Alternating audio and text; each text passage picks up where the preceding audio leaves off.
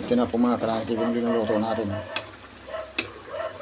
Maya po mga kalanskip, lalagyan na po natin ng toyo yan. Kasi ang luto po natin, adobo sa kata na picho with papaya. Ayan, maya mga kalanskip, lalagyan na po natin ng toyo para super yummy yung linuluto natin na adobo sa kata na chicken with papaya. Yan na po mga kalanskip, lalagyan na po natin ng toyo.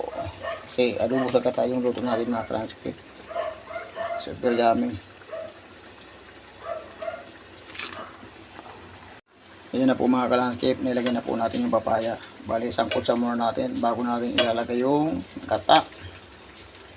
Ayan o, sarap niyan mga kalanskip, adobo sa kata chicken with papaya.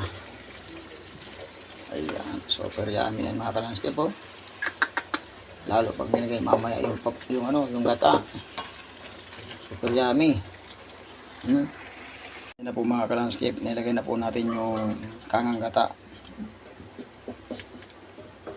Yung unang piga mga kalanskip, nilagay na po natin.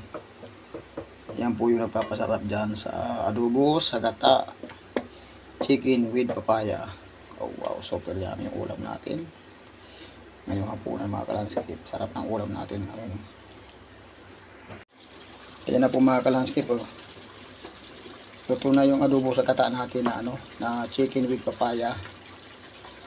Sarap nito mga kalanskip, oh. Itsura pa lang, oh. Tingnan nyo.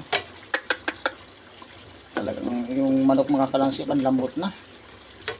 Parami na naman tayo ng kain yan mga kalanskip. Ayan mga kalanskip, ito na po yan. Tara, kain na po tayo.